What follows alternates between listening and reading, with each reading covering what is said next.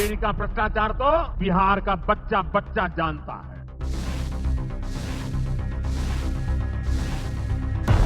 कोई भी कार्रवाई के दायरे से बाहर नहीं होना चाहिए। आज कानून है। भारत के संविधान का संशोधन करने वाले विधेयक को पुनर्स्थापित करने की अनुमति दी जाए। सबसे पहले तो ये बात है कि ये बिल कभी पारित हो ही नहीं सकता। 130वां संविधान संशोधन बिल भले ही जेपीसी में भेज दिया गया हो, लेकिन इस पर राजनीतिक गहमागहमी थमने का नाम नहीं ले रही। जहां सरकार इसे सत्ता का शुद्धिकरण और भ्रष्टाचार पर अंकुश लगाने के लिए आवश्यक बता रही है, तो वहीं विपक्ष में हाय तौबा का सिलसिला जारी है। मेरा साफ मानना है कि भ्रष्टाचार के विरुद्ध लड़ाई को अगर अंजाम तक पहुंचाना है तो कोई भी कार्रवाई के दायरे से बाहर नहीं होना चाहिए। आज कानून है कि अगर किसी छोटे सरकारी कर्मचारी को 50 घंटे तक हिरासत में रख दिया तो अपने आप वो सस्पेंड हो जाता है। लेकिन अगर कोई मुख्यमंत्री है, कोई मंत्री है, कोई प्रधानमंत्री है, तो वो जेल में रह करके भी सत्ता का सुख पा सकता है। ये कैसे हो सकता है? We are going back to medieval times when the king could just remove anybody at will. There's no concept of what an elected person is. He doesn't like your face, so he tells ED, put a case, and then democratically elected person is wiped out within 30 days. This is new. Congress, Sapa, Baspa सहित India block के तमाम नेता इस bill को लोकतंत्र के लिए खतरा बता रहे हैं।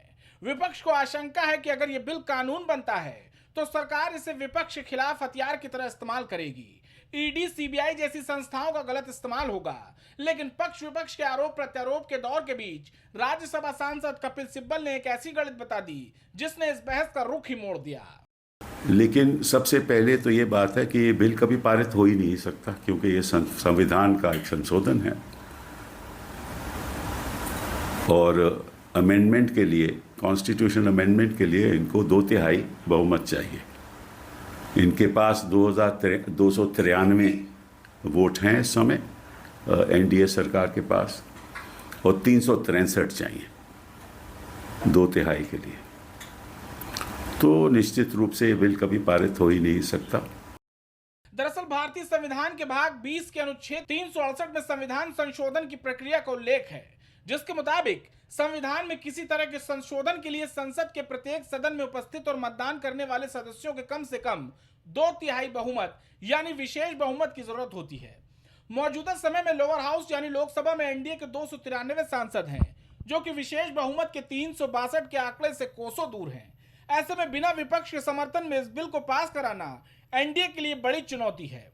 यही वजह रही कि सरकार ने इस बिल को दोनों सदनों में पेश कर जेपीसी में भेज दिया। दरअसल जेपीसी एक तदर्थ यानी एडहॉक समिति है, जिसमें लोकसभा और राज्यसभा दोनों सदनों के सदस्य शामिल होते हैं। लोकसभा के सदस्यों की संख्या राज्यसभा के सदस्यों से दोगुनी होती है और सदन में बहुमत वाली पार्टी का सदस्य इसका अध्यक्ष होता है। जांच के बाद समिति संसद में अपनी रिपोर्ट पेश करती है, जिसकी एक तय समय सीमा होती है। 130वें संविधान संशोधन बिल को भी जेपीसी में भेजा गया है, जो शीतकालीन सत्र में अपनी रिपोर्ट स्पीकर को सौंपेगी। जेपीसी में 130वां संविधान संशोधन, जेपीसी की संरचना, कुल सदस्य 31, लोकसभा 21, राज्यसभा में 10। वहीं 130वें संविधान संशोधन बिल को जेपीसी में ले जाना भी विपक्ष को रास नहीं आ रहा। टीएमसी ने प्रधानमंत्री और मुख्यमंत्रियों को हटाने की रूपरेखा तय करने वाले 3 विधेयकों पर विचार के लिए गठित जेपीसी को तमाशा करार दिया है और कहा है कि वह इसमें अपना कोई सदस्य नहीं भेजेगी। अब इस बिल को लेकर सबकी निगाहें संसद के शीतकालीन सत्र पर टिकी हैं। देखना दिलचस्प होगा कि सरकार विपक्ष के भारी विरोध और बहुमत से कोसों दूर होकर इस बिल को पास कराकर कानून बना पाएगी या राजनीति के शुद्धिकरण का ऐतिहासिक बिल महज इतिहास बनकर रह जाएगा।